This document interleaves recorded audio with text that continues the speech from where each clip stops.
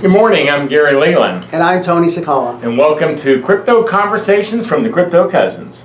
Here we are. Here we are, one more show for you. So Tony, what's going on today? Anything new you want to talk about? You picked the subject to start with. Okay. Well, I think wallets have made a great leap. Yes. We've discovered, now there are wallets that have both Zcash and Bitcoin and Ethereum. I mean, we're seeing a wider range. So the idea that you have to have 15 or 20 wallets, if you have 15 or 20 coins, is going away. That will be nice. If you know anything about me, I like the Exodus wallet. We've talked about the Exodus wallet quite a bit. But I found a new wallet that just came out as an app. It's on iTunes and Android called Abra. And A-B-R-A, I believe is the name of it. And it's kind of cool, Tony, because the thing I like about it is, okay, it accepts Bitcoin and fiat, first of all, which most of them do. That's not a big deal. But if you have the Abra wallet and I have the Abra wallet and I want to sell you some Bitcoin or send you some Bitcoin, it doesn't matter what I want to do, or some Litecoin or some Ethereum or 20 different coins. I can just put send money and put in your hit contacts. It'll find Tony. It'll send it through the phone number, just through your phone number. It'll send you the crypto to your app.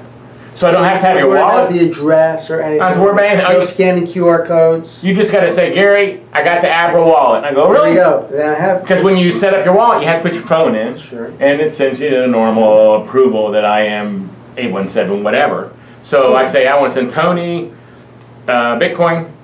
I wouldn't do that. Nah, I'm not that good a friend. Nah. I want to send Tony a Litecoin. That'd be more like it. And but no, probably want to send Tony an ox. Because that's like 12 cents. I'll send you 10 ox. Oh, so I send Tony 10 ox, and it goes straight to his phone. I don't have to have anything. And that, to me, that's kind of like getting into the next step of making this easy enough for anyone to use. Look, I remember the early days of computers. You had to type in all these codes to get things to work.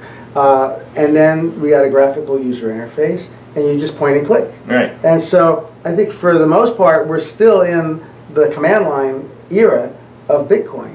You still have to do a lot of crazy things. You have to know what your address is. You have to copy it. You have to paste it. This is really starting to be the next step. And with this, you can exchange crypto right on your phone there. Right there. You can say, I got Bitcoin, but I want to get a bunch of Litecoin instead. And you can do the exchange on your phone. And they accept money, bank transfer from banks. And they say they accept money from credit cards, but I started messing with it because I just found this yesterday. The only credit card they accept is American Express, which is okay for me, but a lot of people don't have American Express. So I did my American Express. And another thing I found out after trying to set it up, when you take American Express, it takes a business day, which I can see that. They want to make sure it's not a stolen credit card, maybe. So I can go with that. So tomorrow is the next business day, so I won't know how long. But also, they charge you 4%. To use your credit card, called convenience fee. I don't know what's so convenient. I mean, I don't understand a convenience fee, but they also don't charge for buying Bitcoin or anything for exchanging. They don't charge. They do when you take Bitcoin out, but if you just are trading Bitcoin for Litecoin, they don't charge you a fee on that. So that's pretty cool. That's different. So they're not using Shapeshift or Changelly. They're doing it inside, internal to the app. Yeah, I guess. And they also have something called tellers. They have these in the Philippines already. They don't have them set up anywhere else. But you can apply to be a teller. And a teller is like, I guess if your grandma was trying to use it and couldn't figure out how to use it, she can contact you. And you can go meet with grandma and charge her whatever your rate is to come over and assist her with her support. Yeah. Cool. So it's like they have them set up in the Philippines, but they don't have them anywhere else yet. They call them Abra tellers. So I don't know what the deal is with that. They don't have them anywhere else, and I'm not going to the Philippines to find out. So if anyone is in the Philippines and you know an Abra teller, check it out. Yeah, I'd like to know the scoop on what it is, being how much you charge, and because you set your own fees and your own times and everything if you're an Abra teller. You could go, hey, I'm the best Abra teller. I'm charging $500 an hour. You go, yeah, I'm a really terrible Abra, so I'm charging $10 an hour. So that's the Abra app, and like I said, it's available as a phone app on Android and iTunes. So I kind of like messing around with it so far. That's great. You like playing with the wallets. I like playing with the software. I've been downloading a lot of PC software. This whole thing's turned me into a PC guy now. I've been a Mac guy for years. Not that I love the PC, but I am learning. I'm figuring out how it all works. Learning to turn off all of the Windows updates, learning to mess around with Windows, and Windows 10 is not a lot of fun. But that's where the action is. If you want to download mining software, if you want to try out new mining software, you got to use Windows, or you could use Linux. Linux is even harder to use, but it's generally more streamlined and things run a little cleaner. So I've been messing around with Amazon. Oh, what are you doing with Amazon? Well, I know you've been messing around with Amazon, but I don't know what you're doing. Well, you can spin up, they call it spin up, a server or a computer just in a few seconds on Amazon with your Amazon Web Services account. And at first I thought it was going to be hard and esoteric. But like anything with the internet, you go out there, you watch a few YouTube videos, you find a few tutorials, and next thing you know, you're spinning up computers left and right. And so you're spinning up servers. Spinning up servers. You can spin up a Linux machine with a couple of CPUs. You can spin a Windows machine with a bunch of CPUs. I spun up a machine the other day, 72 CPUs. Wow. So how much does that cost? Well, they charge you by the minute, and so, or the hours, hourly rates.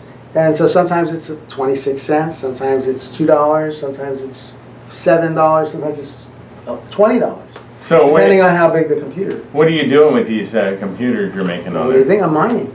And so how much money are you making mining? Well, it's we're experimenting at the moment because right now. These are the questions people are going to ask. Yeah. How much does it cost? How much are you making? How much am I making? So basically, no matter what you mine, if you mine Zcash, Ethereum, anything on AWS is going to be a loss. I mean, you're literally going to lose money. At the end of the day, you'll have spent $100 on AWS, and at best, you'll make $50. What does AWS stand for? Amazon Web Services. Okay. So you'll have lost $50 in the day. Okay. Now, of course, we've drank the Kool-Aid, so we're hoping that everything that we mine that day might be worth 10 times as much. So instead of $50, you made $500 in crypto. So now you're up $400. Well, that would be good. That would be good, but it's a huge risk. It's not for everybody. But why I'm playing with Amazon Web Services is, say a coin gets launched at midnight, and you're up because you're a computer geek guy, and you're up at midnight. He's up at midnight. I'm asleep at midnight. And so find out this coin's just launched and nobody's mining it yet. So the difficulty is like 5. I mean, or, just a tiny number. And so you mine, you're going to get hundreds of coins every minute. So what do you want to do? You want to try to find a miner in your house, an old GPU card that you have lying around, or do you want to spin up an Amazon Web Services computer? So now that you've done it, how long does it take you to spin up a web? It'll spin up in 5 minutes. Oh, so you can make a server on Amazon in 5 minutes. Click, click, click. Yeah. 5 and minutes. It's mining coins. And it's mining coins. So you get it up, and then you find the software that you need, the mining software like CC Miner. And there's a GitHub for a lot of these mining programs. And you run a few commands, copy the software on, and you get it going. And the cool thing is, the other day I was running a very, very fast 4-card Tesla miner. And they have these Tesla miners that cost like $14,000 each. So I'm running like a $50,000 machine. And each of those miners were running like 900 hashes on Equihash. Well, that's like Ethan. So it was like, yeah, but each card was running. Oh, each card was like an Ethan. So the 4 were running like 4 Ethans. Oh. So how much was that costing? That was costing a lot of money. I don't even want to think about how much that was costing. That was going to cost. It was going to be. It's a lot. Okay. But it's like $100,000 machine. When you put it all together. They also have a higher one that has like 8 or 16, and that's not available in my account. I guess they don't want to let everybody use a $100,000, right? Or $200,000 supercomputer, but you can request it. So say the coins are just launched at midnight. You spin up a couple of Amazon servers with GPUs. You can get cheaper GPUs as well. You can get there's a couple of lower end versions, and you can mine a lot of coins in a few hours. So to do that, I guess you have to know the ICOs coming out or the coins coming out, and you've done your research. Yeah, you have Ahead to of do time, that. you go, hey, this coin looks like it has some good usage. I see a lot of people chatting about it, or whatever you use to determine you've read the white paper or whatever. Exactly. And you go, okay, when this coin comes out, it comes out at 1 o'clock in the morning on Tuesday. You're ready. Yeah, so it's really not like you just see it comes out and you spin up the server. You probably know it's coming out and you have your server ready. And you're ready in advance, Yeah. exactly. Well, and so basically it's like instant mining farm. Right. Now, the trick, the secret to not spending like all your money at once is that Amazon has what's called spot prices. So it's kind of like a market. Like if they've got a lot of computers that are not being used at 1 or 2 in the morning, and typically the prices vary over the time, then instead of $2.60 for an hour for a particular computer, you can get it maybe 90% off, 26 cents. Oh. So I've only been playing around with spot pricing because I don't want to pay the full price. I'm just checking it out. And if I happen to leave it on and want to mine some coins, there's no way you're going to make it back the other way. But with spot pricing, you have a fighting chance. So if you got spot pricing and it's a brand new coin where you're getting a bunch of it, you got a chance of doing okay with it. Exactly. If it's like regular pricing and you're doing something that's really hard to mine like Zcash, forget it. It's not going to work. It's not going to work. So your gamble is, I'm buying it as cheap as I can buy the hashing power by the spot pricing, and I'm getting a ton of these coins because the difficulty factor is like 5 maybe or something. Really low. Yeah. Okay. Well, that's interesting concept. Glad you're checking that out for us. And You know, that's the mad scientist, Tony Cecala. So that keeps me up at night. I get a second wind, and the next thing you know, it's 2 in the morning. Yeah. Well, his house is like a lab. There's different labs all over the place. So yeah, he is definitely the mad scientist. Well, the other thing too, when you think about it, you're not paying for electricity. Yeah. Oh yeah. So you're saving money there. Yeah. And you're getting Amazon's electricity. You're getting Amazon's paying for the electricity, and also when you test how fast it is, the internet connection is like astronomical because it's on Amazon servers. So you know, if your network connection to the world is spotty, or the other night cable went down in my neighborhood, so we had nothing. You don't have to worry about that. You think since these are Amazon servers, that when they don't have anyone taking advantage of the discounted pricing, they would have the mining. You would think so. I mean, because there's a lot of computers they have all over the A world. lot. Facebook would be the same way. When those servers are, That's they the don't way even we rent think. theirs out. That's the way we think. Yeah, they don't even rent theirs out to anyone. Well, they might. We don't know what they do. But they got a lot of computers.